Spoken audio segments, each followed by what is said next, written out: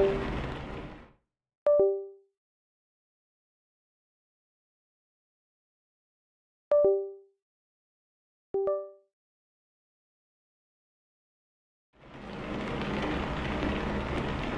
to roll.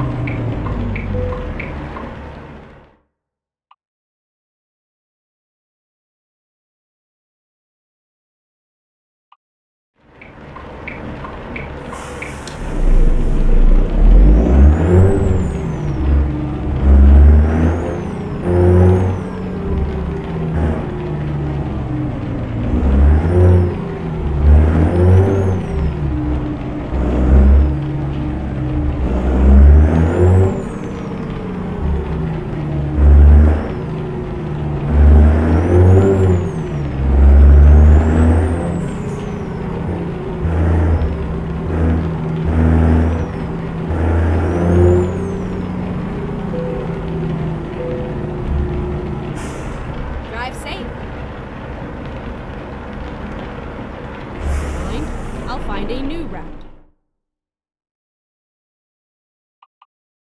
In the free society. President Kennedy speaking at that 1962 fundraiser for the center that came to bear his name. I'm Bob Mondello.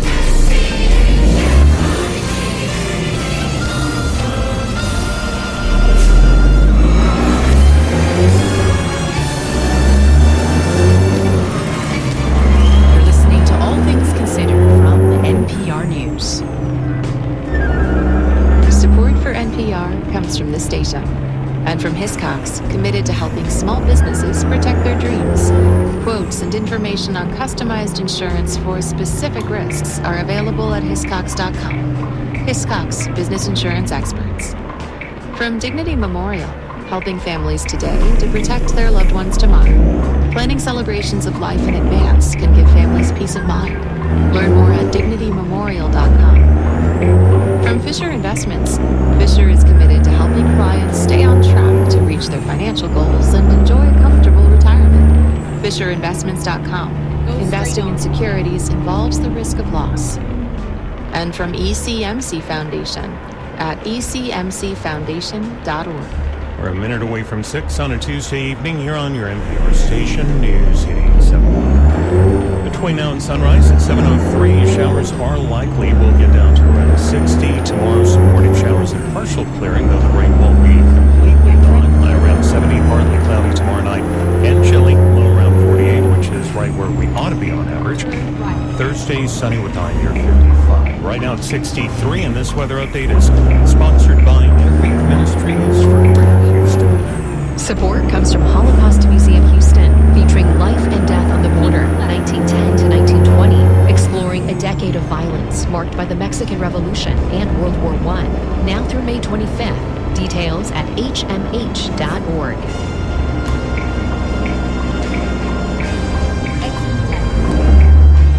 This is your NPR station, KUHF Houston, News 87 service of the University of Houston at 6 o'clock.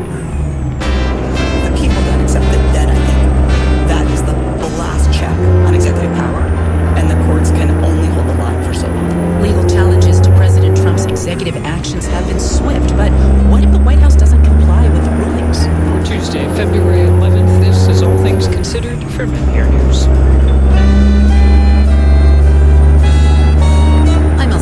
And I'm Mary Louise Kelly. The Trump administration moves to drop all federal bribery and corruption charges against New York City Mayor Eric Adams. Despite the fact that I am no longer facing legal questions, I also understand that many New Yorkers still question my character. Also, the Senate will hold confirmation hearings this week for Linda McMahon, President Trump's nominee to be Secretary of Education. Working in a bipartisan way on behalf of kids is always a possibility, but has the chances of that diminished, of course. First, the news. Live from NPR News in Washington, I'm Jack Spear. President Trump and Elon Musk appeared together at the Oval Office today, defending and highlighting their continuing efforts to enact sweeping change to the federal government and limit spending. Senator Doris Latimore reports Musk is leading the White House government or Department of Government Efficiency, DOGE, focused on cutting government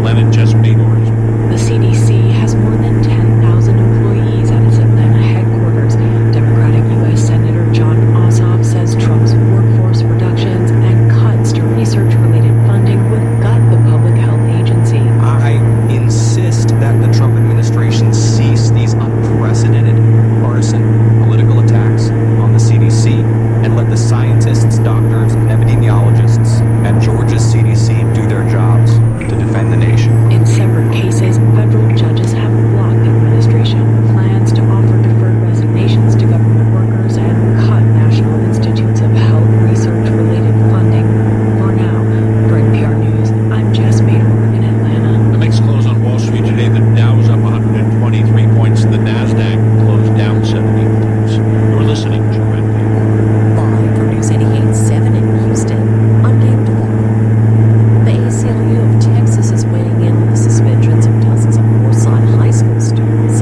They were reprimanded for being disruptive during a protest on Friday.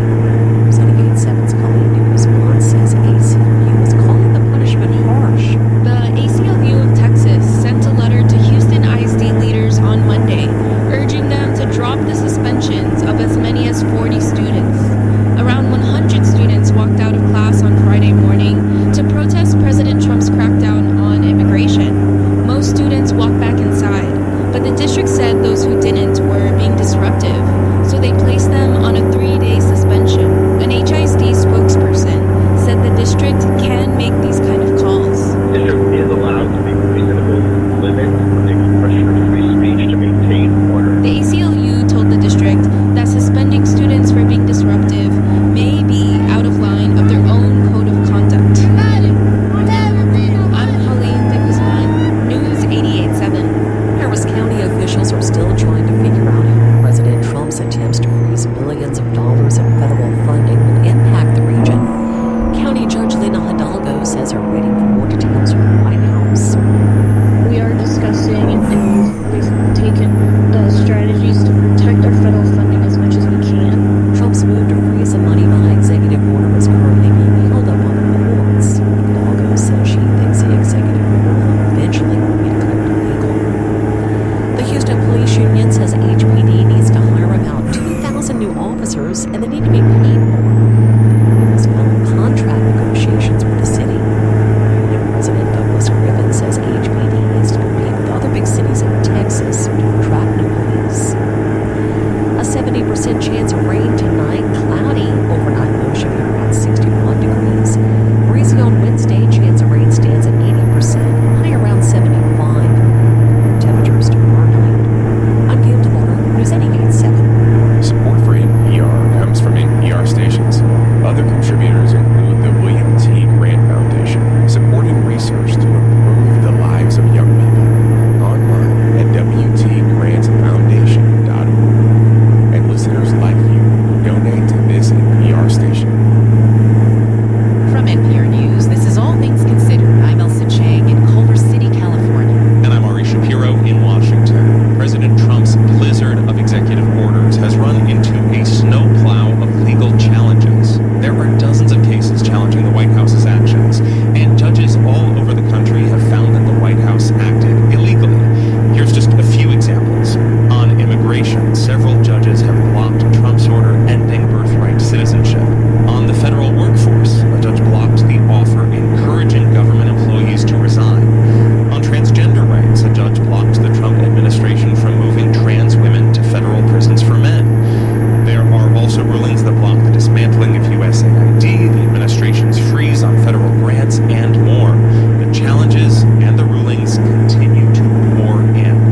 And Trump's team is punching back. After a judge blocked Elon Musk's Doge team from accessing personal data and other Treasury Department systems, Musk referred to the judge as, quote, a corrupt judge protecting corruption, and called for his impeachment.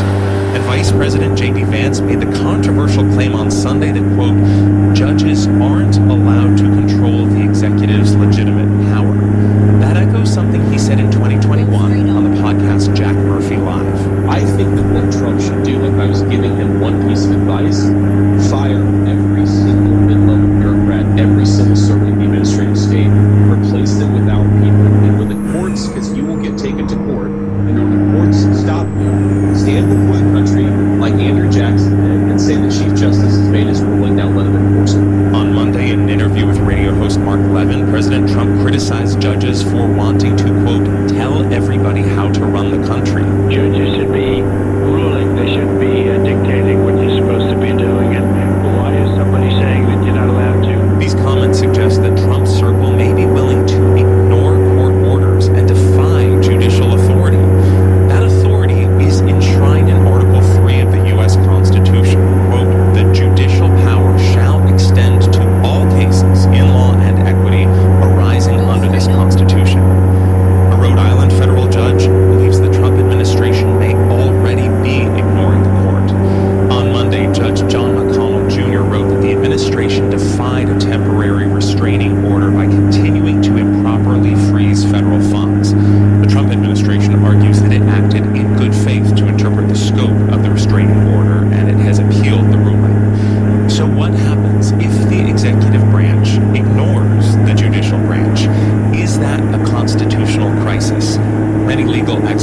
looking at this question, including University of Virginia law professor Amanda Frost. Good to have you here. Thank you for having me. I know that law professors have debated for many years what a constitutional crisis actually technically is. How do you define it? Yes, I think a constitutional crisis occurs when one branch of government, usually executive, blatantly, flagrantly, and regularly exceeds its constitutional authority, and the other branches are either unable or unwilling to stop it. Blatantly, flagrantly, and regularly. So you can maybe dabble in a little judicial defiance and it's not quite a crisis in your view? Yes, I mean, I think the way our system works, and frankly is intended to work, is that each of the three branches maybe pushes at the edges of its powers. They're all interpreting laws and applying laws. And then the question is, well, we have checks and balances. And so at that point, the other branches should step in and push back. So let's talk about those checks and balances. Congress's role is to enact laws. The executive branch carries out the laws. Technically speaking, what is the role of the judicial branch here? Is that the judicial branch resolves disputes when the executive seeks to implement a law and there's a claim that it violates either another federal statute or the U.S. Constitution, or the executive has just gone far beyond its authority, such as taking over the power of the purse, which belongs to Congress. Which some argue President Trump has done in the last few weeks. Yes, I think it's clear that the president has gone beyond the powers of the executive branch by taking over the power of the purse, or attempting to redefine through executive order constitutional clauses such as the citizenship clause granting birthright citizenship, and taking other action which violate lots of different federal laws. So I guess the first half of my definition of constitutional crisis has occurred. The second half, we have yet to see what will happen, which is, will the other two branches, in particular the courts, restrain or push back the executive? And we're beginning to see that happen. We are beginning to see the courts trying to restrain the executive, but we're also seeing the executive kind of flip the bird to the courts in some respect. Does that give you cause for concern? So I am deeply concerned, as I think every American should be, about the way in which executive power is being abused, misused, and overstepping the bounds of the authority. But I will say that as of today, at this moment, the executive branch has not taken the position that it can violate court orders or that it does not need to comply with court orders. So as long as we remain in a system in which the executive follows, or at least states that it has to follow what a court says, I have hope that the system will. Let's talk about what happens if the executive does turn its back on a legitimate court order. Civilians defy judicial orders all the time, and they get punished for it, with fines or with jail time. Have we ever seen a president defy a judicial order? Yes, so we go way back into our country's history when the Supreme Court was very weak and a new institution at the start of our nation. We had Marbury versus Madison, where the Jefferson administration didn't even bother to show up in the Supreme Court to defend its position. And so that was a moment where we could have called that a constitutional crisis. The court was savvy. It issued a decision that both declared its own power to state what the law is, and at the same time didn't require the executive to do anything to comply, which, of course, avoided the kind of crisis that would occur if the executive simply ignored the court. We heard that quote from J.D. Vance in 2021 before he was in the government, where he referenced Andrew Jackson, who, as president, said, "The Chief Justice has made his ruling, now let him enforce it." Do courts have an enforcement mechanism? First, I'll say it's shocking to hear J.D. Vance state that as if it's a positive thing. That is not a moment to have been celebrated. The fact that the president may have said, and the statement may have been apocryphal, but the president may have said that he would simply ignore a Supreme Court order. That is not a moment to be celebrated in our nation's constitutional history. As for today, there's a number of mechanisms or tools courts have to enforce their orders. Things like subpoenaing government officials to come and explain themselves if they're not following orders, holding government officials in contempt, or fining individuals. All that said, if at the end of the day, neither political branch nor the people want to see the law enforced, eventually the courts will fail in their efforts to do so. Our system, at the end of the day, relies on the people and elections and the political branches of government to ensure that we remain a nation governed by law. Well, how significant do you think it is that a judge in Rhode Island has now said the Trump administration defied a court order and continued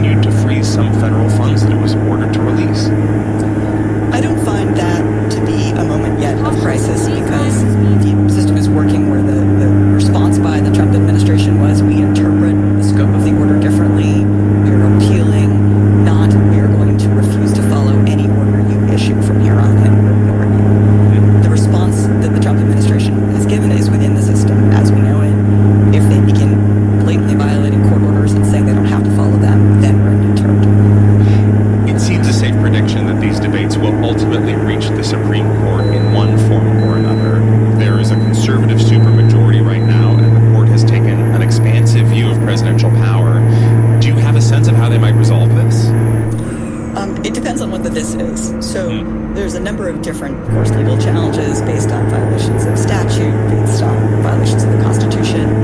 So depending on the case, the Supreme Court may uphold what the Trump administration has done or may strike it down. So one example is the executive order attempting to redefine birthright citizenship and exclude many people who are currently Americans from citizenship, or people that we've always thought would be Americans from future citizenship. I expect and hope that if the Supreme Court got that case on appeal, that it would declare the executive order to be unconstitutional. Other cases may come closer to the line for the court, and the court will move cautiously, I would think, in this new environment. What about the overarching question that Elon Musk and J.D. Vance and Donald Trump have all spoken to, that courts just can't check the president, that as Richard Nixon famously put it, and I'm paraphrasing, if the president does it, it's legal.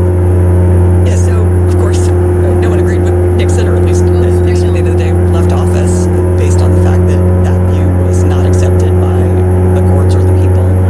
I would say today we are at an extraordinary moment where the Trump administration is attempting to expand executive power, which, by the way, has been expanding under previous administrations as well, but is attempting to expand executive power into new and uncharted territories.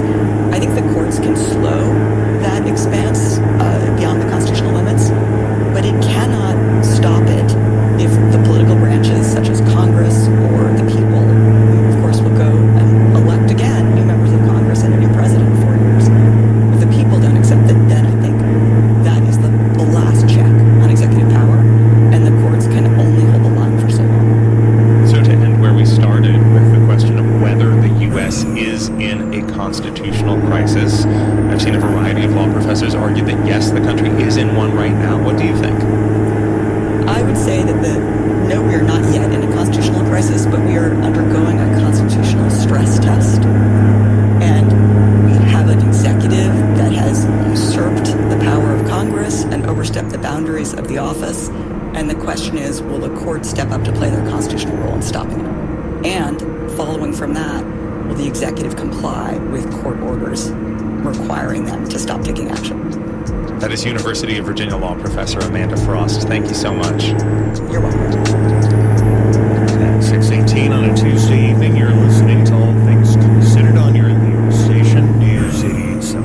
There's more to the story at HoustonPublicMedia.org. From in-depth coverage of issues affecting all Texans to informing you about the latest breaking news, we prioritize exceptional reporting that's always available on your favorite device. Join us daily for political news that puts substance over sensationalism and community news that shines a light on voices across Houston and beyond. Anytime, anywhere, there's always more to the story at HoustonPublicMedia.org.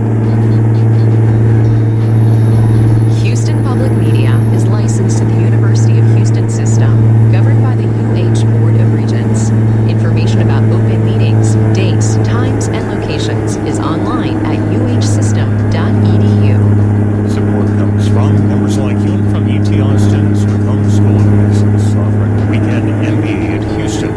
Class is held in person on alternating weekends, and a campus visit set for the 14th. Registration available at texasmba.com. Make it here. From Navasota Theater Alliance, presenting Four Old Wrongs, a comedy about residents of a retirement home trying to solve a mystery in time for their cruise. Performances February 7th through the 23rd. Tickets at navasotatheater.org.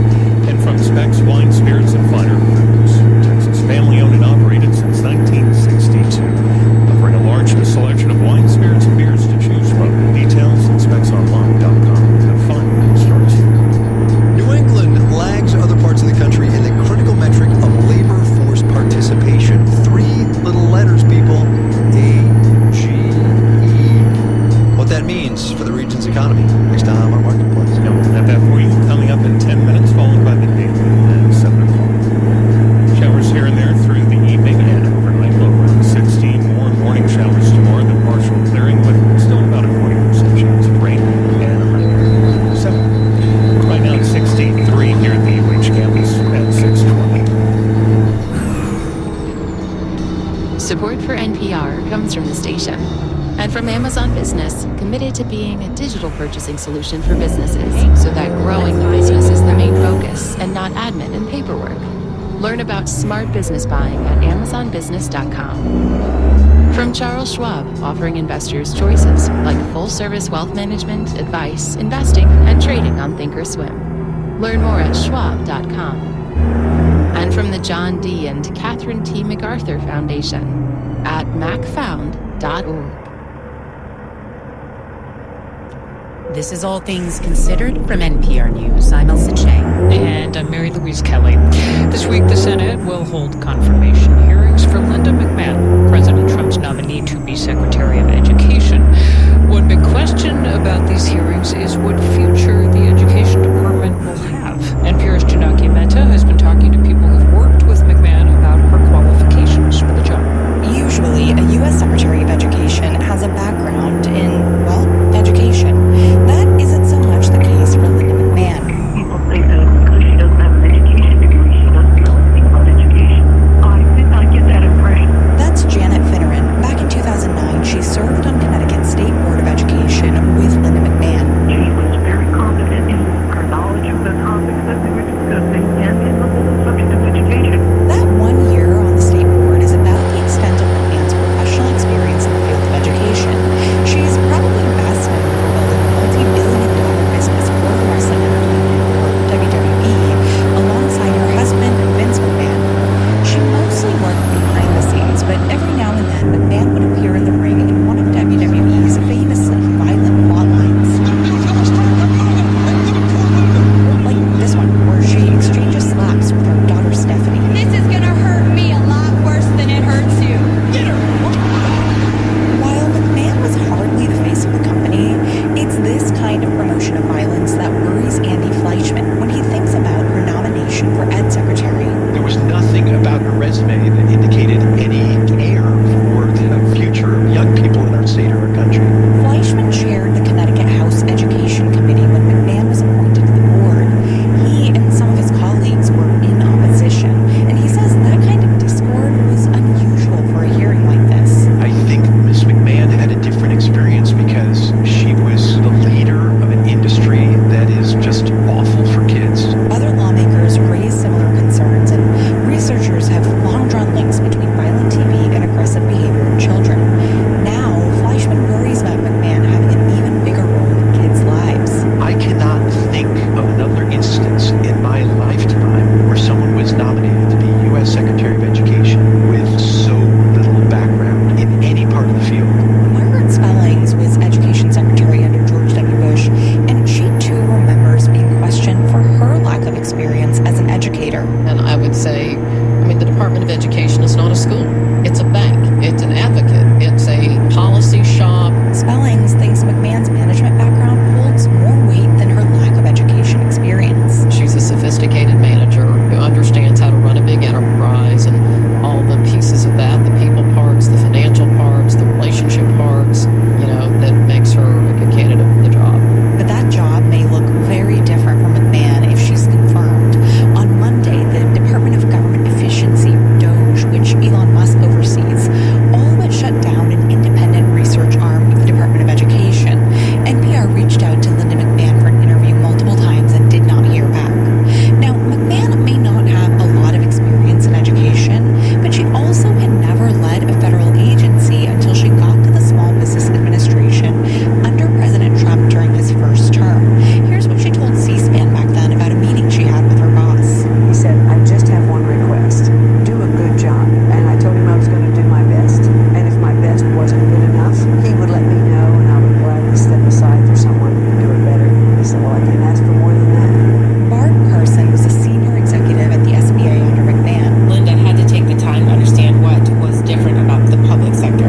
Carson says her team didn't know what to make of a billionaire executive stepping into government, but she was pleasantly surprised. Very approachable, down to earth, really good at remembering names and what people are working on. At SBA, she spent about 90 days just listening to small businesses, listening to employees to really understand what needs to be fixed. Pradeep Bellore was chief of staff at the SBA during McMahon's 2 years there. And based on that, she developed her set of priorities. Her priorities for education, according to her agenda, include expanding students. But the big question remains, what will be left of the department she would take over?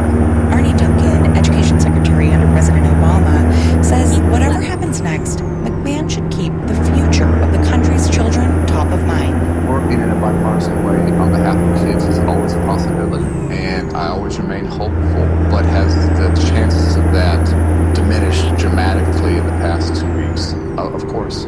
Linda McMahon's hearing is scheduled for February 13th. If she is confirmed, slashing programs at the Department of Education that aren't protected by law is likely to be first on her agenda. Janaki Mehta, NPR News. Time now for My Unsung Hero, our series from the team at the Hidden Brain podcast. My Unsung Hero tells the stories of people whose kindness left a lasting impression on someone else. And today's story comes from Melissa Barbanel.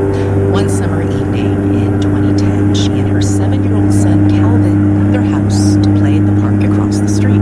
We made it to the crosswalk, and as we were getting ready to cross into the park, I noticed that a truck was coming relatively quickly down the street. I told my son to stop, but he had already entered the crosswalk, and the pickup truck hit him, knocking him off the bike and across the road, where I saw him apparently lifeless, and the truck drove away. From the park across the street came the woman who is my unsung hero. She ran across the street. She'd been out jogging in the park. She was probably in her 30s, light brown hair, and she came and she identified herself as a nurse, and she went to my son. I was frozen on the spot. She examined him, and she said the words, "He's breathing, he has a pulse." And at that moment, she was the person who allowed me to come back into my body and to go on. I don't know what happened to her. I don't remember. I know that she stayed until the fire truck came and they got my son stabilized. Ultimately, he recovered from his injuries. The driver of the car was identified and eventually prosecuted for hit and run. But the woman that day who allowed me to go on in the face of not knowing if my child was dead or alive will be with me forever. The kindness and the care and the willingness to come and help means everything. And if I could see her today, I would just hug her and tell her thank you. Melissa Barbanel of Salt Lake City, Utah. Calvin is now 21 years old. You can find more stories of unsung heroes and learn how to submit your own at myunsunghero.org. Support for My Unsung Hero comes from Procter & Gamble, maker of Nervive. Nervive Nerve Relief is designed to reduce occasional nerve aches, weakness, and discomfort in hands or feet due to aging. Learn more at nervivehealth.com. At 6:29, and you've been listening to All Things Considered on your NPR station, News 87. Marketplace is 1 minute away. Everyone I have ever spoken to who works for USAID has said that they wished that things about the organization were done differently.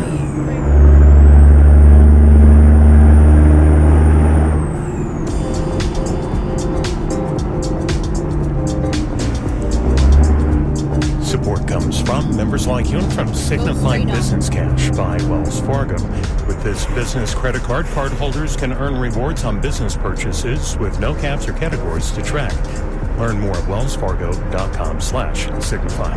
Terms apply. And from Visit Galveston, presenting Art Walk. Various artists featured in downtown galleries and artist studios. Now open to the public on the second Saturday of each month. More at visitgalveston.com. Rain throughout the night, low around 60. More rain here and there throughout the day tomorrow, and a high right around 70. Currently at 63 degrees here at the UH campus at 6:30. Marketplace is supported by Schwab. Schwab offers services like full-service wealth management, self-directed investing options, and training on Thinkorswim. More at Schwab.com. How many ways do you suppose can Jay Powell say nothing? From American Public Media, this is Marketplace.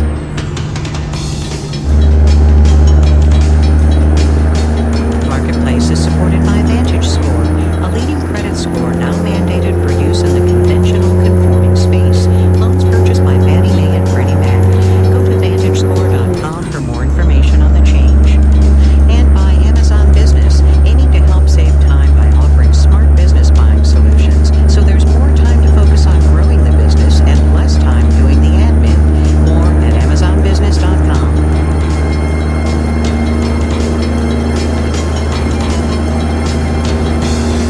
In Los Angeles, I'm Kyle Brisnell. It is Tuesday today, the 11th of February. Good as always to have you along, everybody. We begin with the long and the short of it from Fed Chair Jay Powell. Quite literally the long and the short, actually. The head of the central bank went up to Capitol Hill today for one of his regularly scheduled sessions in front of lawmakers. The Senate today, the House tomorrow. And Jay Powell being Jay Powell, he clearly had every intention of sticking to his monetary policy knitting, saying in his prepared remarks that the economy is strong and that the Fed's still keeping a close eye on inflation and, in turn, what it ought to do with interest rates. Senators, though, had other ideas about what they wanted to talk about. The vibe was more political than economic. Here's Powell the longer after a question about tariffs. It's not the Fed's job to make or comment on tariff policy. Really, that's for elected people, and it's not for us to comment. Ours is to try to react to it in a thoughtful, sensible way and make monetary policy so that we can achieve our mandate. Knitting, sticking to it. Another question, same vibe, just shorter. I'm not going to comment on things that the president says. This, too, should be said. Powell did tell senators that the administration's government efficiency group has not yet tried to get into the Fed or its systems. We got an update today on how small businesses are feeling amidst all the economic agita. The National Federation of Independent Business is out with its monthly Small Business Optimism Index, down in January, but those small businesses are still more optimistic than they usually are. The index, though, also measures business uncertainty, which hit its third highest level ever. And among the biggest challenges, hiring. More than a third of businesses surveyed said they had job openings they couldn't fill last month. Marketplace's Megan McCarty-Carino has them. The good news is that small businesses want to hire, says Holly Wade of the NFIB Research Center. The bad news? It's been a really tough road over the last number of years to find applicants for those high level of job openings that they continue to have. The survey found 90% of the small business owners trying to hire in January reported few or no qualified applicants. Federal data show the ratio of open jobs to unemployed workers has been around 1-to-1 in recent months, but several industries, like construction, are struggling with a shortage of skilled labor. You don't even get people to apply. I've pretty much given up. Bruce Jovok owns Norse Construction in St. Louis, Missouri. His crew of 3 to 4 guys do mostly kitchen and bathroom remodels, room additions, and basement finishes. But if you're dreaming of updated cabinets, you'll have to be patient. His wait list is about 4 months long. I would love to be able to run a much shorter wait time, but I just simply can't. He says finding specialized workers like carpenters is basically a lost cause, so he turns to subcontractors. I just had an interview recently with a gentleman, but his demands were just astronomical. Health insurance and vacation right away and all this stuff. I can't afford that. There's been a labor shortage in the skilled trades for years, but it's particularly tough for small firms, says Nick Tremper, senior economist at payroll platform Gusto. Small businesses have to compete with the big guys on labor costs. And a lot of times they can't do that. And questions about tariffs and immigration policies are making it even harder to plan for the future. I'm Megan McCarty-Carino for Marketplace. Speaking of which, planning for the future, Wall Street today, traders were of mixed minds. We'll have the details when we do the numbers.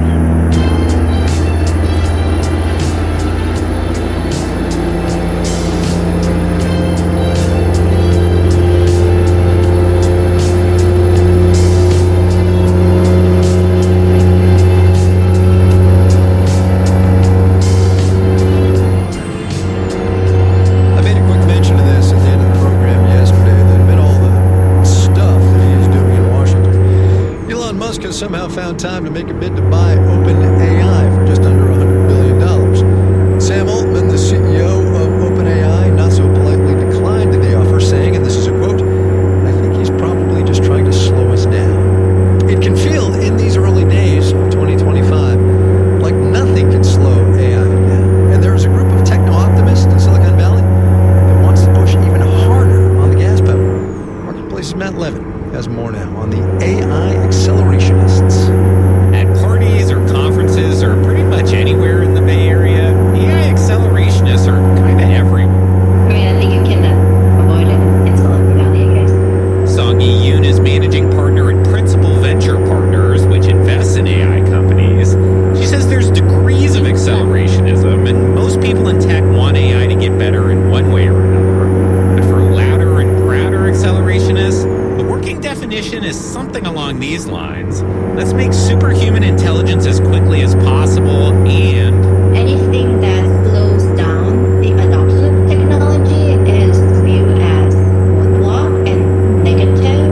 it's especially true of regulations and guardrails, which AI accelerationists view as unnecessary and overcautious. Hamza Chowdhury is National Security Lead at the Future of Life Institute. One thing that's been really interesting to see in the accelerationist discourse is there's a notion that AI can't cause large-scale harm. It's not just tech bros on X posting accelerationist memes. Venture capitalist and major Trump donor Mark Andreessen counts himself as an accelerationist. And while Chowdhury says it's too early to tell what President Trump will do on AI, the technology is getting better every day. We're unfortunately much closer to getting to advanced AI than knowing how to control it or to make it work for folks. This week in Paris, billionaires and policymakers gathered for an AI summit, similar to one held in London a couple years ago. Although Chowdhury noticed one important difference in the conference declaration. The complete absence of any language on large-scale risks from AI systems. Chowdhury says that's not necessarily a sign of accelerationist winning, but things are shifting. I'm Matt Levin for Marketplace.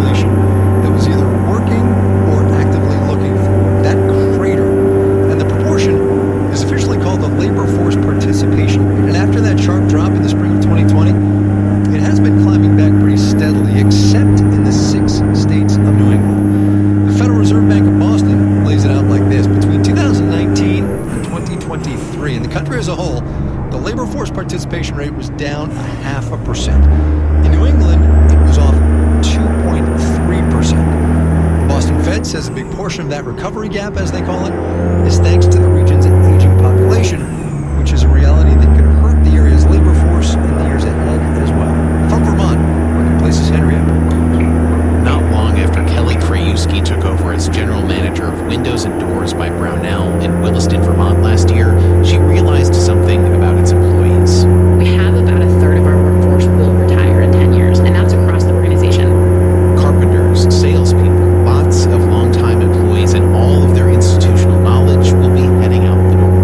It's not like I can hire somebody in and bring them up to speed in 6 weeks on what these folks are doing. Folks like Charles Pelsu in the sales department. He's been at the company so long, he says that he got the job through a classified ad in the newspaper. And it was literally about 3/8 of an inch tall and an inch and a quarter wide. And my friend Tom had cut that out and handed it to me. He said, "I think you should go talk to this guy."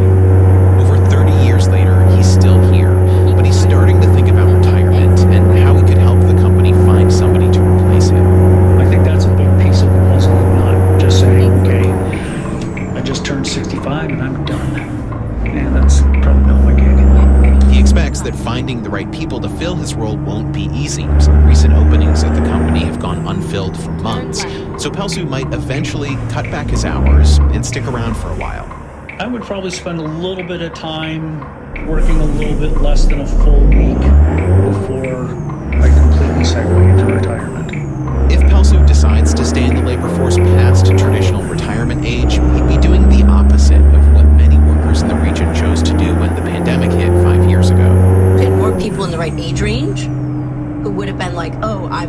job at age 60, I'm going to retire 5 years early. Mary Burke is a senior economist at the Boston Fed and co-authored the report on the region's labor force participation rate. Because the population of New England is older, so-called excess retirements in the pandemic had a big impact on its participation rate. Burke says if more people like Pelsu decide to stay on a bit longer, then that would offset a little bit of this demographic pressure. It would not be enough to create no drag. meaning New England is likely to have a worker shortage unless the region sees some big demographic changes, which is exactly what Kevin Chu of the Vermont Futures Project thinks needs to happen. Specifically, we set a goal to grow Vermont's population to 802,000 by 2035. It's currently at about 648,000. Chu is the executive director of the project, affiliated with the state's Chamber of Commerce. He says the state needs to attract more working-age people and add to its housing stock. Because Chu says if it doesn't, it's going to be harder to find medical appointments. It's going to be harder to dine out because restaurants are only open 3 days a week. And it's going to be harder for businesses here to grow. That's already apparent at OnLogic, a company that makes computers built to withstand harsh environments. It opened new headquarters last year in South Burlington with growth in mind. In part of its building, it has 3 assembly lines set up, but there's room for more, says Lisa Grunewald, the company's co-founder. We can push these lines closer to each other and add in, I believe we have planned 6 lines total to fit in this space. But finding qualified local workers is challenging, she says. So is attracting people from out of state, mostly, she says, due to Vermont's high cost of housing. Some of the more recent recruits we've had, they've had to be very high paid in order to feel like they could make Vermont swing. And so those are, executives. But people in the middle, it's just, Vermont's just not working for middle-income Americans. So a few years ago, the company opened a second U.S. location in North Carolina, and it's already found it easier to fill some positions there.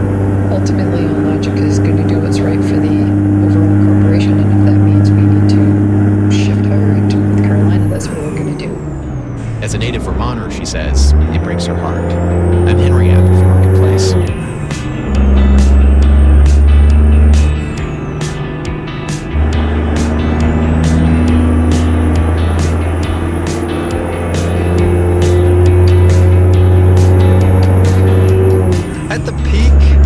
Some odd years ago, there were 6.8 million farms in this country. Today, just under 2. Fewer, but far bigger farms growing more grains, more produce, and more meat. Kenny Torella wrote about the rise of the mega factory farm for Vox the other day. Kenny, thanks for coming on. Thanks for having me. We all know the phrase, I think, factory farms, but mega factory farms was a new one for me. Give me a sense of scale here, would you? Yeah, so a sense of scale is 7.5 million egg-laying hens at one farm in Malcolm, Iowa. That is 90 times larger than what the U.S. Environmental Protection Agency considers a large egg farm. The thrust of this piece is the people living near these farms, and we'll get there in a second. I do want to talk, though, about regulation of these things, because with all 50 states, as you say, having right to farm laws, regulation becomes a little challenging, yes? That's right, yeah. The agricultural industry kind of benefits from something called agricultural exceptionalism, where they've been carved out of a lot of key laws. So just as an example, the EPA enforces the Clean Air Act, and yet the agricultural industry is generally exempt. And when it comes to the Clean Water Act, only about 1/3 of large animal farms have to get clean water permits. So the laws that we should have in place to prevent agricultural pollution just aren't doing the trick. Let's get then to the air and the water part of this. You spend a good amount of time, I gather, meandering around sort of the Midwest and the upper Midwest near some of these farms. First of all, you get close to one. Give me a sense of what it smells like. It's overwhelming, especially on days when they're moving the manure. It just stings your nose, and you want to get inside as fast as you can.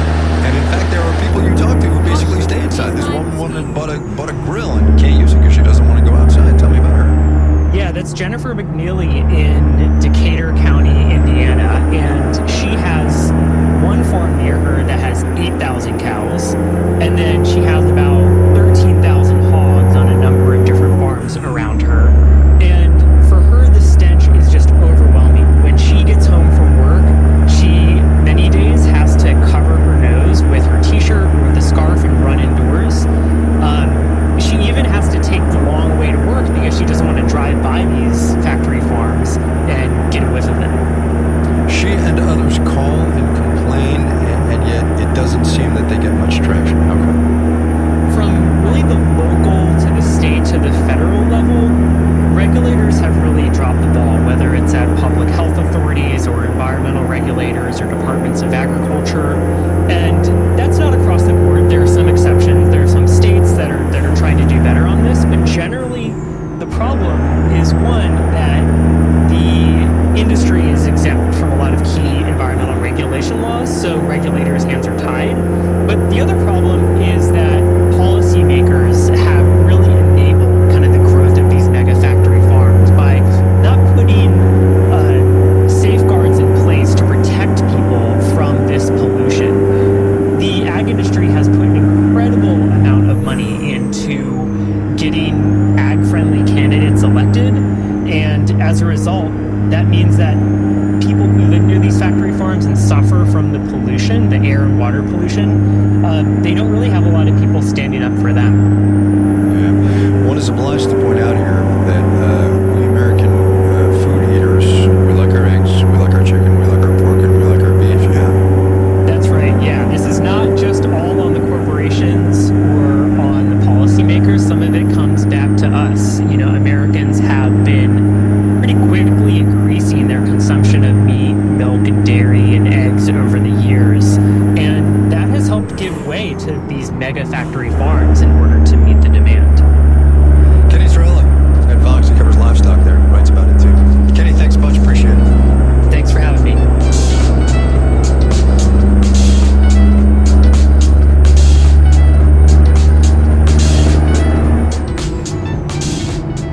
Coming up. It is really, really difficult to work in the ocean and to have things operate in the ocean. Riding the green energy waves. But first, let's do the numbers. Dow Industrials up 123 points today, 0.3%, closed at 44,593. The Nasdaq dipped 70 points, a 3%, 19,643. The S&P 500 inched up 2 points, less than a 10%, 6,068. Gold hit another record high in the past 24 hours. The OG Safe Haven asset topped $2,950 an ounce at its peak. Bonds fell, yield on the 10-year T-note, also another Safe Haven asset, by the way, rose to 4.54%. You're listening to Marketplace.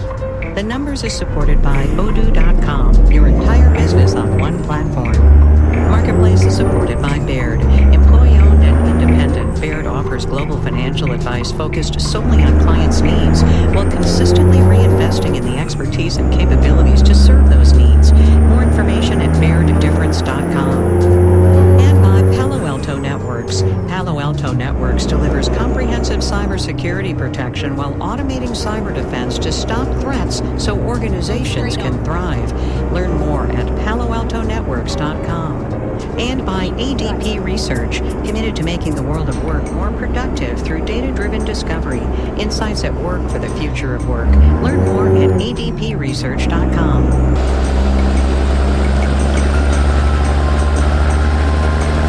649, you're listening to News 887. Tariffs, school vouchers, property taxes. Support comes from John Moore, helping with plumbing, electrical, and air conditioning repairs, including out-of-warranty units since 1965. Details at 730-2525 or at johnmooreservices.com. Support comes from Genesis Works Houston, with a mission to provide pathways to career success and economic mobility for young professionals. More information on how to get involved is at genesisworks.org/locations/Houston. Heading in on the North Freeway, southbound 45, right at Littleford, we've got a right blocking left to into areas there. We'll have rain here and there throughout the night, low around 60. Some morning showers tomorrow. After that, partial clearing and a high near 70. Right now it's 63 here at the UH campus at 6:50.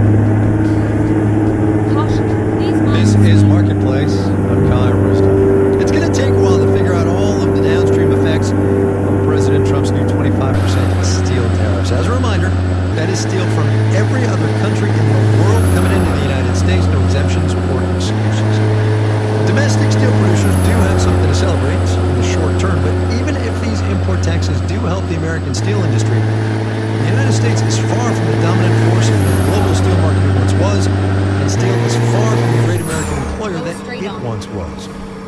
And as Marketplace's Elizabeth Troval reports, there is not much that's going to change that. U.S. Steel once dominated the global market.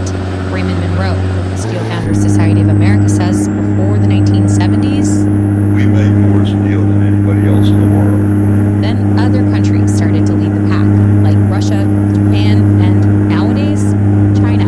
This year we'll make 90 million tons. They'll make 1 billion tons. They make more steel than the rest of the world combined. China really needs steel, says Purdue's Amy David. China has been using a lot of that steel as China rapidly industrialized. But Philip Bell with the Steel Manufacturers Association says the problem is China makes so much steel, it doesn't really have a domestic market for all of it. So it exports it for cheap in an oversupplied market. And the U.S. does depend on some foreign steel. Dartmouth's Doug Irwin. The import market share was about 25%. Most of it comes from political allies like Canada, Germany, Japan, Korea, who were not going to cut us off from the steel if there was a national emergency. The U.S. was still the fourth biggest producer globally in 2023, according to the World Steel Association. It's just production hasn't grown much, and U.S. steel employment has shrunk significantly, which Tom Prusha with Rutgers attributes to technology. Yes, there's a lot fewer workers. Is that because of imports, or is that because they've gotten way better at producing steel? I think it's that. Prusha says American steel just takes a lot fewer people to make than it used to, which helps it stay competitive. I'm Elizabeth Troval for Marketplace.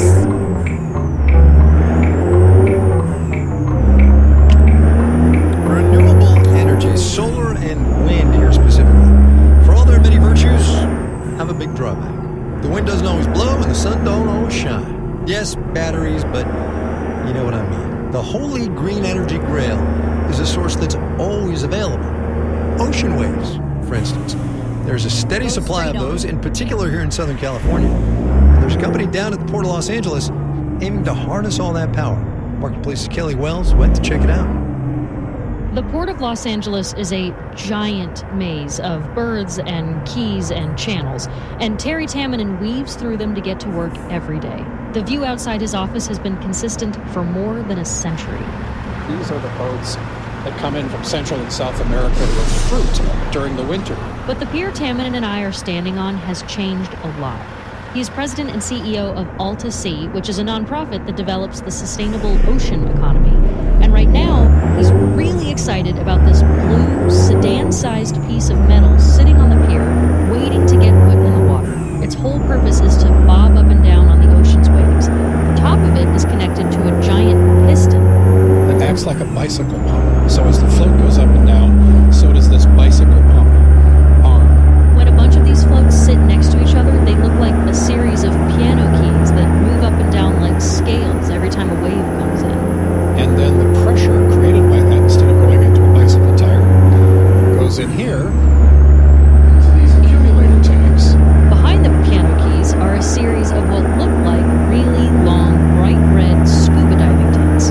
They're just holding the pressurized air that gets shoved in there every time a wave comes in. And when you want the energy, you release the pressure from here, it spins the turbine, and now you have stored intermittent renewables without a battery. These floats are designed to attach to a breakwater or a jetty.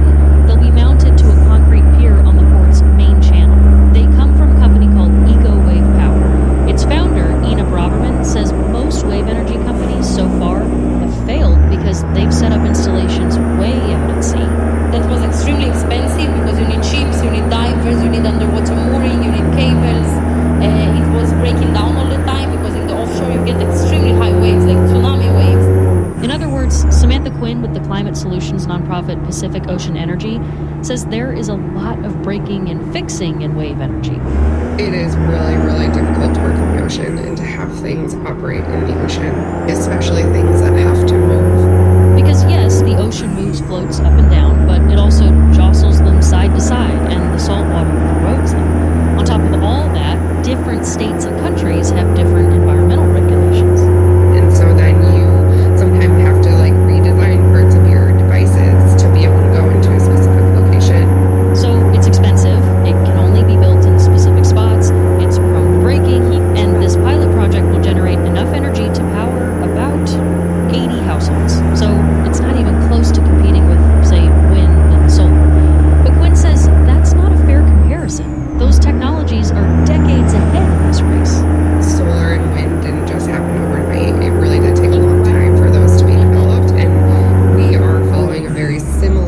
innovation path that solar and wind did.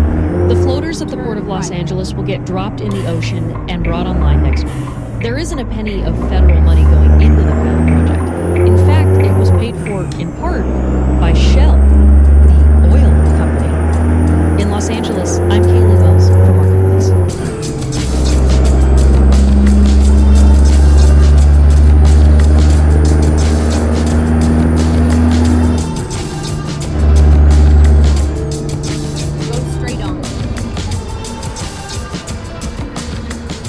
Marketplace is supported by Rubrik. From data centers to the cloud, Rubrik is dedicated to helping businesses become cyber resilient before, during, and after a breach. Secure your data, minimize downtime, get back to business fast. More at Rubrik.com. And by Viking, dedicated to bringing travelers to the heart of each destination with small ship, river, ocean, and expedition voyages, offering cultural enrichment and immersive experiences. Discover more at Viking.com. This final note on the way out today, economists call it the substitution effect. Companies call it, got to keep our margins up. This item today from the Coca-Cola Company on its earnings call this morning.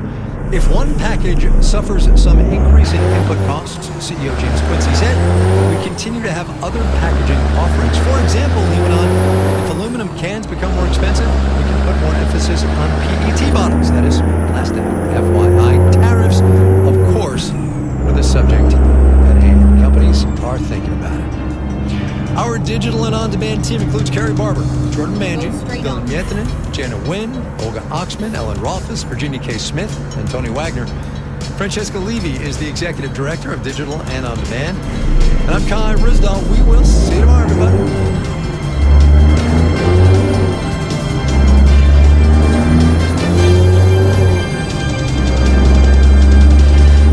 This is APM.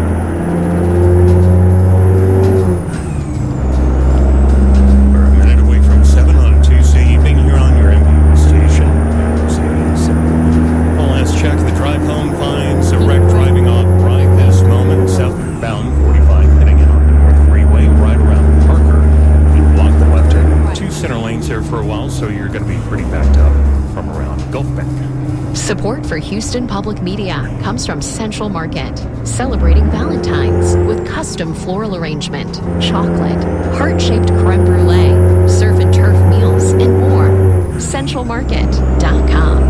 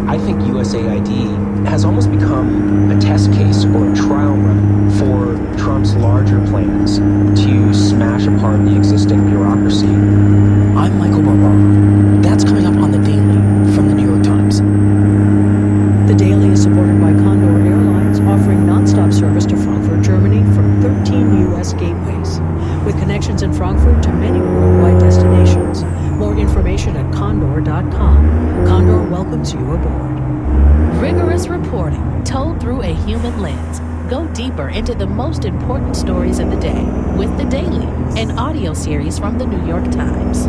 Distribution of The Daily is made possible by American Public Media. Live from NPR News in Washington, I'm Jack Spear. President Donald Trump hosted Jordan's King Abdullah at the White House today and used it as an opportunity to both renew his insistence on the U.S. taking over Gaza and Palestinians moving elsewhere in the Middle East. Questioned by a reporter about statements about the U.S. owning Gaza, Trump said the U.S. does not actually have to buy it. There's nothing to buy. We will have Gaza. What is that? There's no reason to buy. There is nothing to buy. It's Gaza. It's a war-torn area. We're going to take it. We're going to hold it. We're going to cherish it. We're going to get it going eventually, where a lot of jobs are going to be created for the people in the Middle East. It's going to be for the people in the Middle East, but I think it can be a diamond. Trump said the U.S. would ensure peace there and carry out large-scale economic development, including building hotels and office buildings. As for accepting refugees from Gaza, Jordan's King Abdullah repeated he opposes the idea. U.S. teacher who spent more than 3 years in a Russian jail is heading home. The Trump administration says it negotiated a deal with Russia. It has not revealed what the U.S. offered in return. More from NPR's Michelle Kellerman. We are absolutely in celebration, major relief mode. This is Ann Fogle, whose brother Mark was arrested in August 2021 on drug charges. He was passed over in previous prisoner swaps with Russia. Their mother, who lives in Pennsylvania, kept raising the case, including directly with President Trump. My mother spoke to President Trump shortly before he was shot in Butler. He told her then that he would get my brother out, and they give him great credit. Goes straight to his word. Trump sent his Middle East envoy to Russia to pick up Fogle and bring him back to his family. Michelle Kellerman, NPR News, the State Department. New York City Mayor Eric Adams has been given a reprieve from the Trump administration. That says the Justice Department today moved to drop federal corruption charges against the head of America's biggest city. Adams visited Trump at Mar-a-Lago and has pledged support for the administration's deportation efforts. That prompted speculation some kind of deal might be in the offing. Atlanta-based Coca-Cola says it expects packaging costs to increase with the effects of President Trump's tariffs on aluminum. Marlon Hyde from member station WEB and WAB.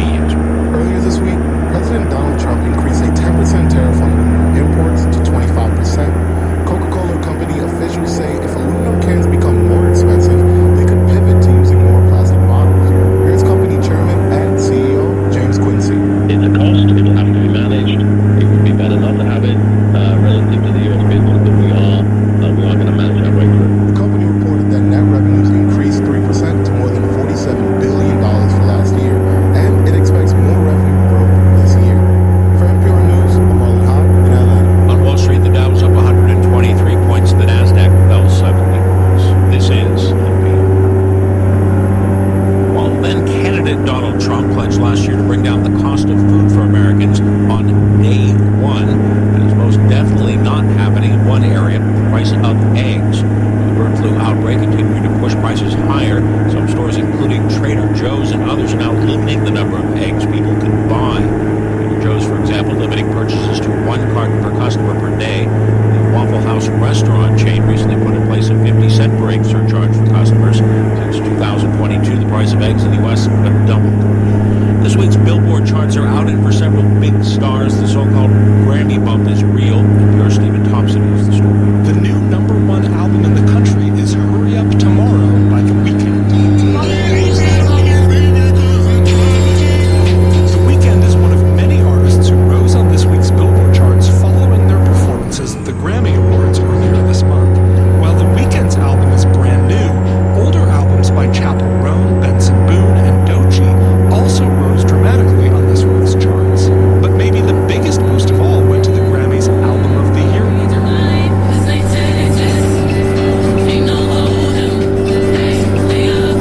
Beyonce's Cowboy Carter had dropped all the way off the Billboard 200. This week it re-enters the chart at number 19. Stephen Thompson, NPR News. Crude oil futures prices bumped up to a 2-week high amid concerns about Russian and Iranian oil supplies and rising Mideast tensions. Oil gained $1 a barrel to settle at $73.32 a barrel. I'm Jack Spear, NPR News in Washington. Support for NPR comes from NPR stations. Other contributors include Eric and Wendy Schmidt through the Schmidt Family Foundation, working toward a healthy, resilient, secure world for all. On the web at theschmidt.org. This is NPR. From Thompson, I'm Michael Babar. This is the Daily.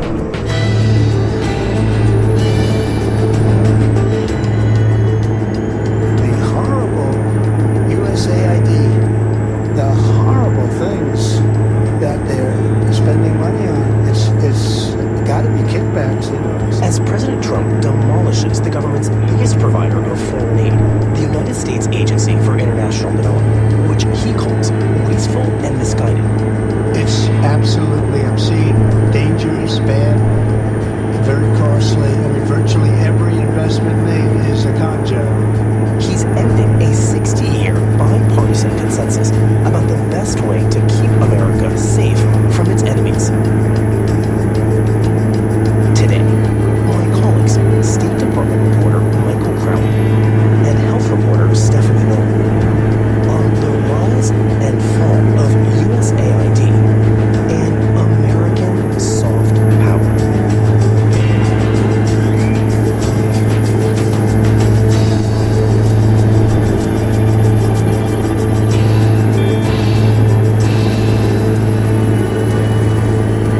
It's Tuesday, January 11th.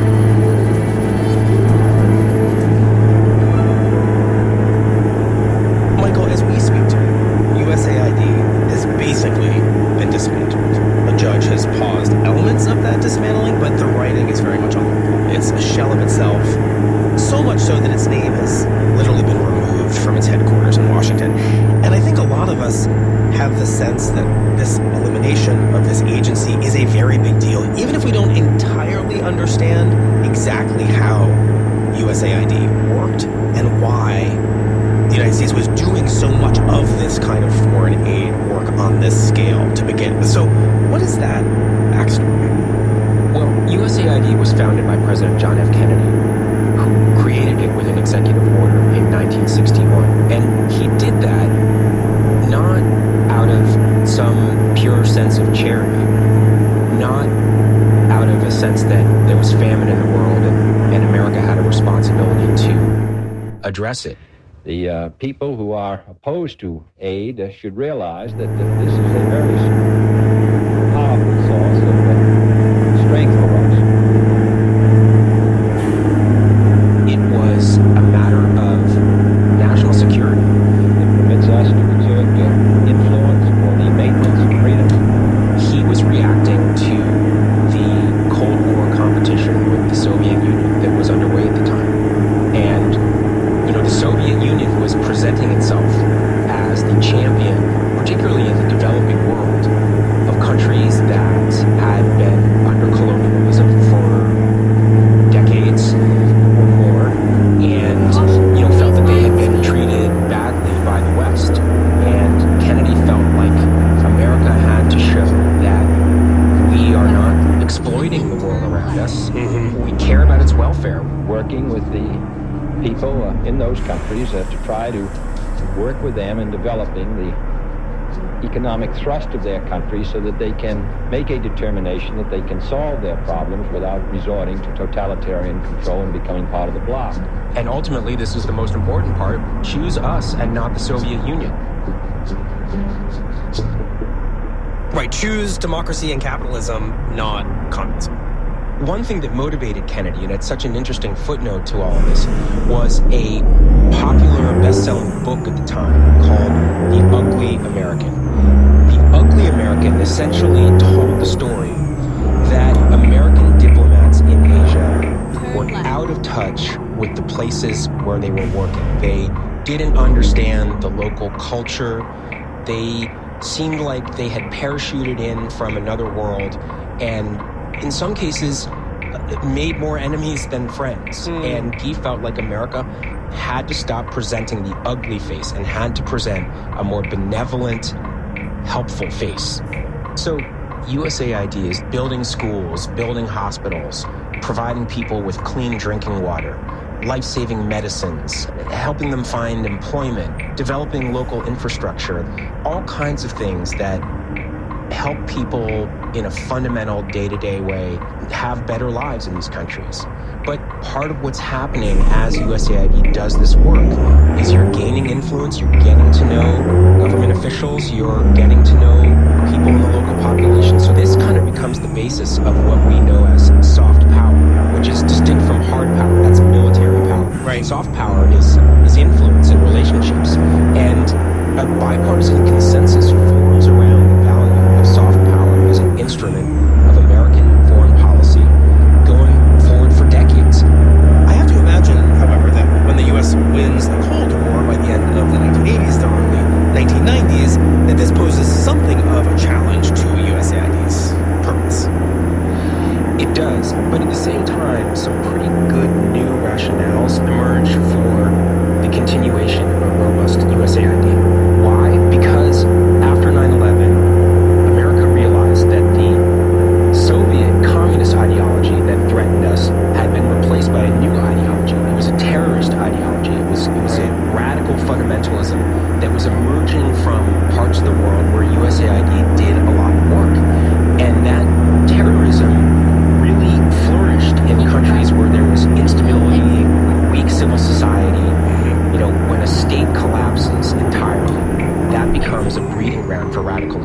So there was a new value placed on American aid programs in countries that could maintain stability, try to help find jobs for people who might otherwise turn to radicalism.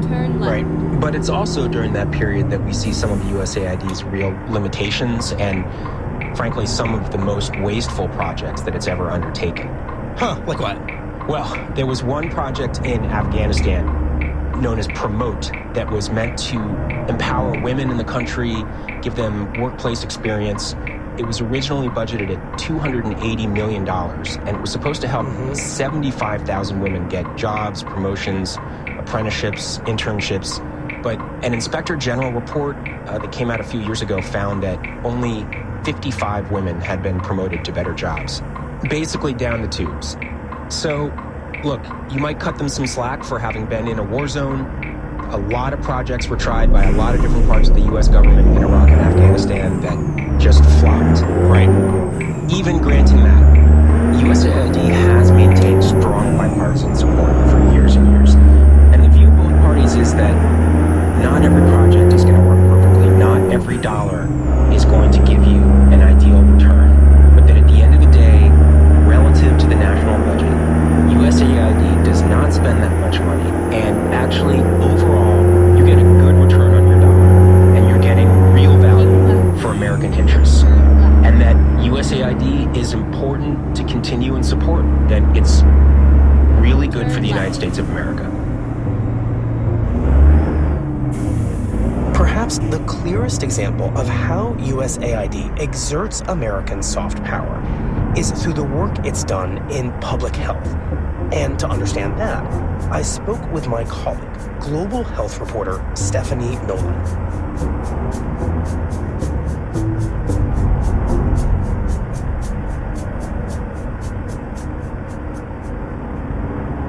Stephanie, how big a part of USAID's budget and work is healthcare, the subject you have spent so much of your career covering?